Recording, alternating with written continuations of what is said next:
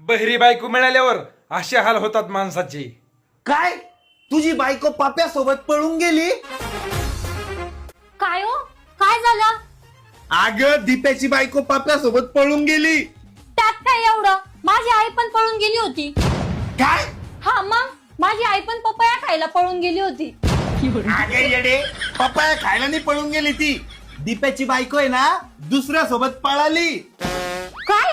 दीपेची बायको सासऱ्यासोबत पळाली? अगे सासऱ्यासोबत कशाला पळाली ती येडे? पेढे? ही तर तुमच्या मित्राची बायको पळाली आणि तुम्हाला पेढे खायचे? वा वा वा वा वा. देवा कोणत्या जन्माची शिक्षा देतोय तुम्हाला? रिक्षा देतोय? कोण रिक्षा देतोय तुम्हाला? तुझा बाप. ताप आला तुम्हाला? थांबा, गोळ्या देते. नको, त्याच्यापेक्षा मला विष दे. किस दे? हा काय टाइम आहे का किस द्यायचा? तुमचं ताप काही पण असतं. हा बोल ना दीप्या. काय तुझी बायको पप्यासोबत नाही संख्यासोबत पळाली? अरे देवा, हे काय झालं? काय झालं? काय झालं? दीपेची बायको संख्येच्या पप्प्या घेऊन पळाली.